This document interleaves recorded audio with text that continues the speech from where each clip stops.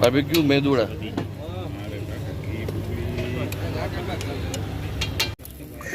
જો આ એક બહુ ગજબ ઘટના બનવા જઈ રહી છે. આ જે બે ડિશ બની રહી છે ને, તમને અડધે સુધી બે સરખી જ લાગશે. બે તમને સાઉથ ઇન્ડિયન ફેમિલીની જ લાગશે. તો અડધે પહોંચ્યા પછી એક ઇટાલિયન ફેમિલીમાં જતી રહેશે અને એક ચાઇનીઝ ફેમિલીમાં જતી રહેશે. આ તમને દેખાડું, આરામથી પાછળથી દેખાડું, કારણ કે અત્યારના તો તમને ખાલી હાઇલાઇટ બતાવી રહ્યું છે. બિસ્સી બેલે રાઈસ. ધ્રુવભાઈ, આજે હવે કઈ ડિશ બનાવી રહ્યા છીએ આપણે? આ વેજ કુરમા છે. Veg kurma, Indian Punjabi dish. South Indian cum Punjabi Punjabi fusion. Good evening, welcome to the vlog. I hope you guys are doing great. આજે એક એવા ફંક્શનમાં આવ્યો છું કે જેને છે ને અત્યાર સુધીમાં આપણા કાઠિયાવાડી લોકો જે જમણવાર કરતા હોય ને દર વખતે કન્ફ્યુઝન થતું કે ઉનાળામાં એક તો વરસાદ વરસે નહીં, પરસેવો વરસતો હોય, એમાં ઘરે જમણવાર રાખ્યો હોય, સૌથી મોટું હેડેક હોય કે મેન્યુ શું રાખવું. પછી બાજરાના રોટલા ને રીંગણાનો ઓળો તો ખાવાનો આપણને એમ જેને કે 365 ચસ્કો હોય, પણ આવા ટાઈમે એ રખાય નહીં. તો આ બધી વસ્તુથી હટીને પરે કરીને આપણે શું રાખી શકીએ કે જેમાં આવનારો વ્યક્તિ પાછો પૂછતો જાય કે કેટરિંગ સર્વિસ કોની હતી. તો એવા સવાલો જે થાય તો મેન્યુ સક્સેસફુલ કહેવાય. આજે આવ્યો છું એક એવી જગ્યાએ કે જ્યાં ઓલમોસ્ટ બેંગ્લોર ઇન્ફ્લુઅન્સ્ડ આખું ક્યુઝિન છે. આમ તો આપણી ઇન્ડિયન ડેલિકેસીની અંદર એટલા બધા વેરિએશન્સ છે કે દરેક ઇન્ડિયાના સેગમેન્ટનું અલગ અલગ મેનુ તમે રાખો તો એ તમને 20 દિવસ 25 દિવસની ઇવેન્ટ ટૂંકી પડે. પણ આજે બેંગ્લોર ઇન્ફ્લુઅન્સ્ડ છે. થટ્ટે ઇડલી છે, પછી બેને ડોસા છે. હવે આ તમે જે ડોસાની વેરાયટી બનતા જોઈ રહ્યા છો ને, એ બેને ડોસા છે. બેને ડોસા આમ જુઓ ને તો એને બટર ડોસા પણ કહેવામાં આવે, દેવનાગરી બેને ડોસા પણ કહેવામાં આવે, કારણ કે કર્ણાટકનું દેવનાગરી જે છે ત્યાંનું ઓરિજિન છે આનું, અને ત્યાં મૂળ આની શરૂઆત થતી બનવાની. અને બેને ડોસામાં સ્પેશિયલી બટરનો વધારે મહત્વ. એક તો બનતું હોય ત્યારે પણ બટર એટલું નાખવામાં આવે, અને ઉપરથી પણ જ્યારે બની જાય પછી એના ફળ ઉપર પણ થોડું બટર નાખવામાં આવે, એટલે થોડો બટરી ડોસો બનતો હોય. સ્પેશિયલી આપણે અહીંયા અત્યારે જોઈ લઈએ છીએ ત્યારે તમને થોડુંક આમ મસાલા ડોસો બનતો હોય, આપણે જે નોર્મલી સાઉથ ઇન્ડિયન ડોસો ખાતા હોય એના જેવું લાગે. હકીકતમાં બેને ડોસા જે છે એનું ફળ બહુ આકરું ઇન ધ સેન્સ કે બ્રાઉનિશ થઈ જતું હોય અને થોડો થીક હોય, એટલે કે જે નોર્મલ ડોસા ખાતા હોય એના કરતાં થોડો ક્રિસ્પી પણ હોય અને થોડું જાડું પણ હોય અને થોડું બ્રાઉનિશ હોય. અને એ બિના કટકી, એટલે આ દેવનાગરી બેને ડોસા છે.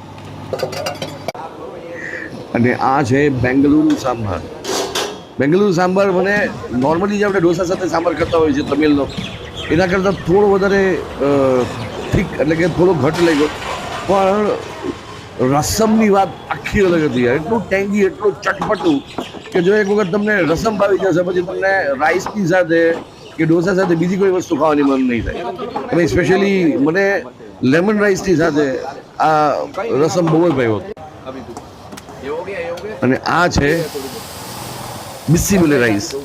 દેખાવમાં આપણને વઘારેલી ખીચડી જેવું લાગે, પણ બિસ્સી બેલે રાઈસ જે છે એ પણ એક કર્ણાટકની જ વેરાયટી છે.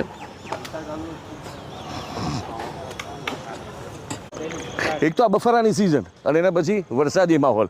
આ 2-3 મહિના દરમિયાન ઘરે જો પ્રસંગ હોય તો સૌથી મોટું હેડેક એવું હોય કે યાર મેન્યુ શું રાખવું, કારણ કે વડીલોના ભાવે કાઠિયાવાડી ને બાકીના બધાને પંજાબી, પાસ્તા ને ચાઇનીઝ નાસ્તા, આ બધી વસ્તુથી હટીને આઉટ ઓફ ધ બોક્સ કંઈક મેન્યુ વિચારવું હોય તો રાજકોટમાં હવે એ પણ શક્ય છે કે જે તમે સાઉથ ઇન્ડિયન અત્યાર સુધીમાં આપણે અરે યાર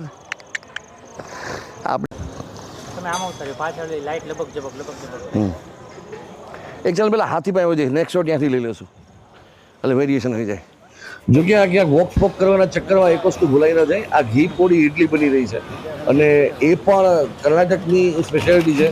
અને સ્પેશિયલી જ્યારે એના ઉપર ગન પાવડર, એટલે કે જે પોડી મસાલો નાખ્યા પછી એનો જે ટેસ્ટ આવે છે, આહા અફલાતુન. અને સોફ્ટ પણ એટલી જ હોય છે.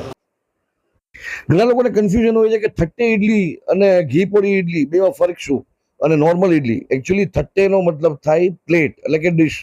જે આપણે ઇડલી સાંભર ખાતા હોય કે જે આકારની ડિશ હોય ને, એવડી જ આ ઇડલી બનતી હોય. તમે જુઓ, એટલે આપણે જે નોર્મલ ઇડલી ખાતા હોય એના કરતાં ડબલ મોટી હોય અને થોડી સોફ્ટ વધારે હોય.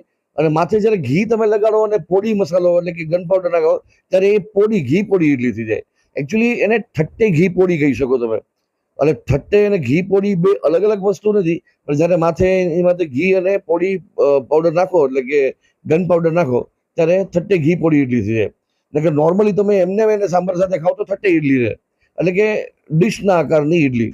જે રૂટીન ઇડલી કરતા આકારમાં મોટી પણ હોય ને સોફ્ટ પણ હોય, એને ખાસ કરીને એને ગન પાવડર સાથે અને ઘી સાથે ખાવાની વધારે મજા આવે. હવે જો આ પિઝા ઢોસા બની રહ્યો છે, પણ એકચ્યુઅલી આ જે કારીગરી એવી છે ને કે તમે એક વખત જોશો ને આખું, ત્યારે તમને આશ્ચર્ય થશે, એટલે આ તો ગજબ થઈ ગયું. આ બે એકચ્યુઅલી બે અલગ અલગ તવા ઉપર અડધે સુધી તમને બે વસ્તુ સેમ જ લાગશે, બે સાઉથ ઇન્ડિયન વસ્તુ. आधी सफर के बाद एक चला जाएगा इटली, दूसरा चला जाएगा चाइना. हकीकत में बे चाइना.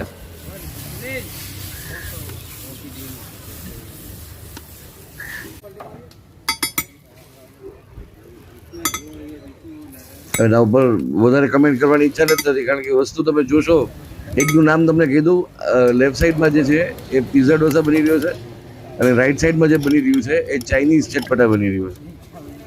એટલે ચાઇનીઝ ચટપટા બનાવવા માટે શેફને વધારે જેને કહે ને કે મુશક્કત કરવાની જરૂર પડે એમ નથી, પણ પિઝા ઢોસાને થોડો ભારે ભરખમ બનાવવો જરૂરી થઈ જાય છે.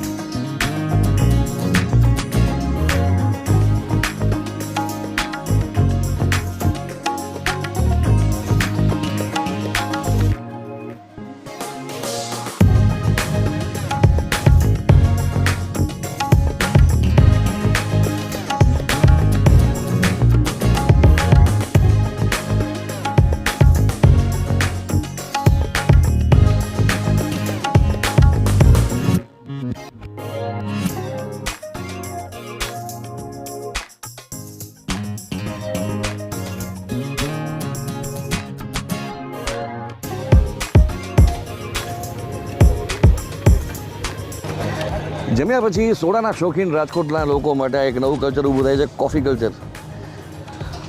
બેંગ્લોરમાં મોટાભાગે આફ્ટર હેવી સ્નેક્સ કે પછી આફ્ટર ડિનર એક કોફી જે છે એ મસ્ત વસ્તુ બની જાય છે. જોકે તમને જાણીને નવાઈ થશે કે આજે કોર્પોરેટ ફંક્શનમાં મેં આ ફૂડ ટેસ્ટ કર્યું હતું. એ કેટરિંગ સર્વિસ જે છે એસ બાલાજી કેટરિંગ સર્વિસ, એનું ફૂડ મેં આની પહેલાં પણ 2 વખત કન્ઝ્યુમ કરેલું છે. એન્ડ સ્પેશિયલી અમારા એક બહુ જાણીતા વ્લોગર અમારી ફ્રેટર્નિટીના આનંદભાઈ સાતા, એમના મેરેજ ફંક્શનમાં મેં એમનું ફૂડ ટેસ્ટ કરેલું હતું. અને એ સમયે એક ઓવરવ્યૂ રીલ પણ અમે જસ્ટ એમના મેરેજ ફંક્શનની એક મૂકી હતી, ત્યારે પણ ઘણા બધા લોકોએ નંબર્સ માગ્યા હતા કે આ કેટરિંગ સર્વિસવાળાના નંબર અમારી સાથે શેર કરજો. તો તમને આ વિડીયોની અંદર એમના નંબર પણ તમારી સાથે શેર કરી લઈશ, એસ બાલાજી કેટરિંગ સર્વિસ. અને હા, તમારા માટે એક સ્પેશિયલ રેસિપી જે છે મેં શૂટ કરી છે વેજ કુરમાની, કે જે એક જાતનું Punjabi and South Indian fusion taste એમણે ડેવલપ કરેલો છે આ વેજ કુરમાનો. એની એક સ્પેશિયલ રેસિપી તમારી સાથે શેર કરીશ, પણ એક ગુજ્જુ બોક્સમાં તમારી સાથે વિડીયો શેર કરીશ. ફિલહાલ તો આ વિડીયોને અહીંયા જ કમ્પ્લીટ કરીએ. મળીએ છીએ નેક્સ્ટ વિડીયોમાં. જય જય ગરવી ગુજરાત.